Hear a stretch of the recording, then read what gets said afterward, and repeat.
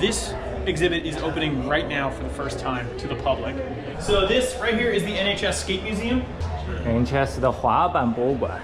So NHS started in 1973 by Richard Novak, Doug Hout, and Jay Sherman. This was the first board that they made right here. So basically you had 3 surfing buddies and they just wanted to surf all day and party all night, and they wanted to work as little as humanly possible.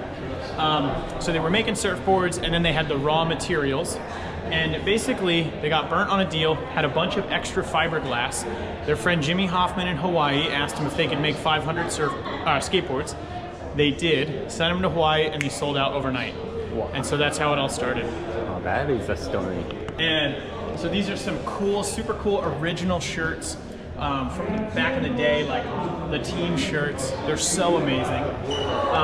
With that money, Tony Roderick came to him, and basically at the time it was clay wheels and loose ball bearings. So these were not so good. Tony Roderick came, brought the bearings that were encapsulated, encased, and they had this urethane wheel that they were going to launch. So then that's when they started with Road Rider, and it went nuts. It totally took off. So basically, you've got Road Rider, and then all the downhill skateboarding over here, and then over here you've got all the skateboarding that then turned into like the skate parks and all the pools and stuff like that. These are some of the first logos right here that Jim Phillips drew for SantaCruz. Obviously, super incredible. And Jay Sherman basically told Jim Phillips, he's like, I see this red dot, Jimmy, I see it. And so it's the red dot, and then he was like, all right, put the logo on top of each other. And once they did that, it really made it's the most iconic logo of all time. So you've got all these great boards, all the park skating over here. Just super classic photos, the t-shirts, you've got all this great apparel.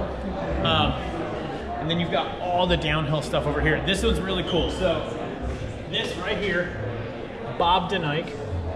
Bob, he ran NHS for a super long time, and you know, one of the most important people at NHS. But doing downhill stuff is pretty amazing.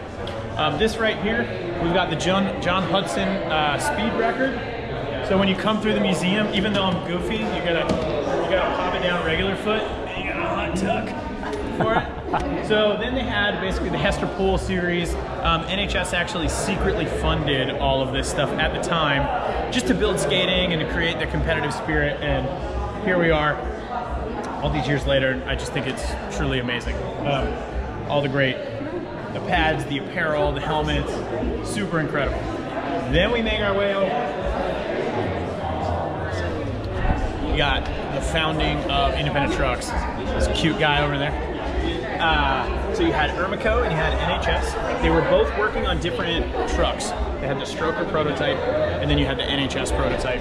They were working on them independent of one another. They got together at the Signal Hill Downhill Speed Races in 1976. And basically they were like, hey, let's come together and build the ultimate truck. So they did. Here's the independent prototype. You also had the independent suspension prototype, which is actually where the name is from. But they went with the actual Indy production stage 1. Over here you've got the amazing logos that Jim Phillips did. Obviously, Jim Phillips's art is all over the NHS brands, and we're super lucky and thankful for that. We've got all the stages, Indy stage 1 through 11 right here. Super good classic photos. We've got these anodized trucks right here, stage 5. They all look incredible. Make your way around the corner. You got just classic like Dwayne and all the good ads. Well, even the corner is a pool coping style. So all the walls in the museum have been skated. So they set up a skate park, and they had everyone skate it, and they wanted it to be exactly that. Like, they wanted it to have that energy and that feel. I always throw this one out because I just think it's so great. But Bob DeNike up there doing an invert, I love that. So basically, Skateboarder magazine was the magazine of the time. And they were like, oh, we want to do something different. And so basically the founders came together and they started Thrasher magazine as a group. So as you can see, they basically were just like, dude, we want no rules, we want to do whatever we want, and they did exactly that. Obviously, Thrasher, so iconic.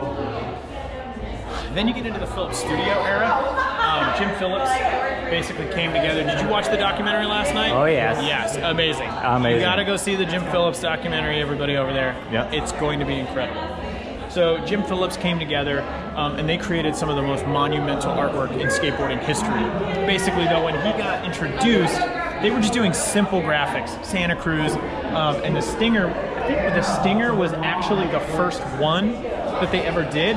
And then from there, they started putting all kinds of different graphics on. Jimmy was like, I want to do more. We got Salva Bevel here. It was one of the first concave skateboards. Then you start making your way over. Graphics started to get more intense. You got the Roscops, Slasher. I am biased because I love the Jeff Kendall boards, and Jeff Kendall is my boss, and I love him.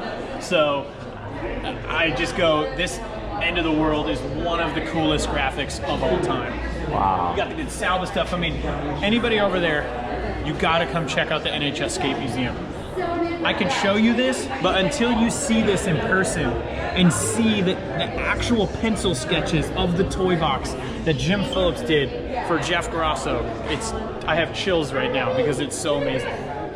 You've got all these other amazing, super iconic boards. You got all the good knotted stuff here. And then we have a whole new exhibit over there, which I haven't even seen yet, so I can't even talk about it. But we can go look at it. This exhibit is opening right now for the first time to the public. Oh man, look at how sick these are. Just the screens with the curves, so they can screen print all the board graphics. They got Everslicks. I don't even know what those are. That's some special mode for special material, right? Yeah, that's pretty wild looking right there. Yeah. The shoes. Look at this. Jeff, Rich, and Bob, all on the shoes. Those are so good. Dude, this is awesome. Looks like you too. It does. Oh, I remember this.